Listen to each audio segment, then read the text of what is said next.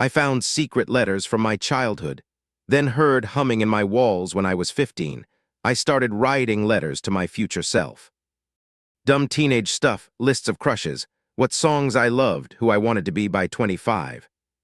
I wrote them on notebook paper, sealed them in envelopes, and hid them inside a small jewelry box at the back of my closet. It was stupid, but it made me feel like I was anchoring myself to something. 10 years later, I was packing up to move out of my childhood home for good when I found that same box. I opened it half expecting dust and cringe, and instead froze. Mixed in with my own handwriting was a letter I didn't remember writing. The paper was older than the rest, yellowed around the edges. The handwriting was almost mine, but not quite. A little neater. A little older. The message said, "You don't belong in that house. You were never supposed to stay." There was no date. No signature. I laughed at first. I thought maybe Mom was being sentimental and added her own letter to future me as a goodbye. But when I showed it to her that evening, she went white. "I never wrote that," she said. "That box, it was locked when we moved in." I blinked. "Wait, what do you mean when we moved in? We always lived here." She shook her head. "No, honey. You were 3 when we moved here. That box was already in the closet. I just figured it belonged to the last family." For the first time, I realized I didn't actually remember living anywhere else before this house. That night, I reread every letter.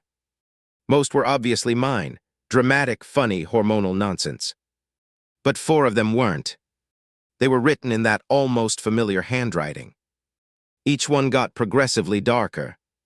"He's still watching. Don't look through the vent. The sound isn't mice." And the last one, "You'll know him by the humming." I couldn't stop thinking about it. The next few nights, I swore I heard something moving inside the walls, faint, rhythmic, almost like breathing. I told myself it was plumbing or squirrels, or my brain being stupid. Then one night, around 1 a.m., the power went out. I grabbed my phone flashlight and went down to the basement to flip the breaker. The air felt heavy, like walking through syrup. Then halfway down the stairs, I heard it, a low humming. A melody. It wasn't the house. It wasn't pipes. It was a voice. I stopped breathing. The flashlight flickered, then went out completely. The humming got closer.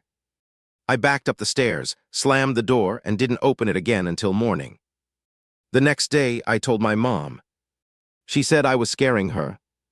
She started talking about maybe selling the house, which was weird because my mom loved that house. It was all she ever talked about keeping. That night, she stayed with a friend. I stayed too, but not alone. I called my best friend Caleb. He's the type who watches ghost hunting channels for fun. He showed up with an EMF meter, a thermal camera, and 3 cans of Monster. We laughed about it, made a dumb bet if he found a ghost, I'd buy him pizza for a year. We started scanning around midnight. Nothing until the EMF started beeping near the air vent above my bed. Caleb climbed up on a chair and shined his flashlight inside. Something metallic glinted. He reached in and pulled out a small, dusty device taped to the inside, a black voice recorder with a blinking red light. We stared at each other. I hit play. Static. A shuffle. Then a man's voice, low, shaky, almost whispering, humming the same tune I'd heard in the basement. After a few seconds, the voice said, "If she finds this, tell her I tried." Caleb dropped the recorder like it burned him. I replayed it again and again. When I showed it to my mom the next morning, she started crying before the first word even played. "That's your father," she whispered. I froze. My what? I thought he left. She covered her face. He didn't. He disappeared. She told me that when I was 2, my dad started acting strange. He'd stay up at night, pacing, saying someone was inside the vents. Then one morning, he was gone. His wallet was still on the counter. The police assumed he'd abandoned us. She never told me the full story because she thought I'd hate him for it. Caleb and I took apart the recorder. Inside, behind the battery, was a tiny folded note. North wall, crawl space. We went searching. The crawl space was behind the laundry room, sealed off with old wood panels. It smelled like dirt and rust. After about 10 minutes of crawling and coughing, Caleb's flashlight hit a tin lunchbox wedged into the insulation. Inside were 3 cassette tapes, a Polaroid of my mom pregnant, and a stack of handwritten letters addressed to M. The letters were love notes from my dad to my mom, dated months before I was born. The final one said, "If anything happens to me, keep her away from the vents. He hears through them." That line, "he hears through them," haunted me. We found a cassette player in the box, too. The first tape was blank. The second was full of static. The third had my father's voice again, frantic this time. "He's real. He talks when the house settles. He's in the walls.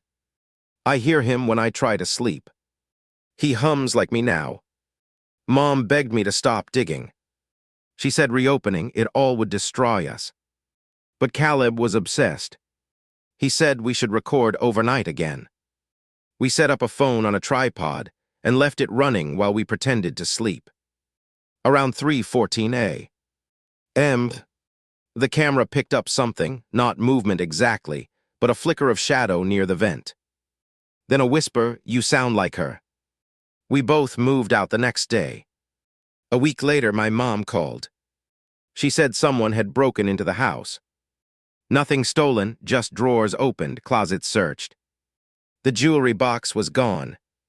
I thought it was Caleb messing with me, until I got a letter in the mail the next morning. Same handwriting. No return address. "You shouldn't have left. He's lonely." I started seeing that phrase everywhere, scratched into my car window, carved into a park bench near my new apartment. Caleb said it was paranoia, but he also confessed that weird things started happening at his place too. His thermostat kept resetting to 17 degrees C every night, exactly the temperature our old house was always stuck on, no matter what. Then one night he called me at 2 a.m.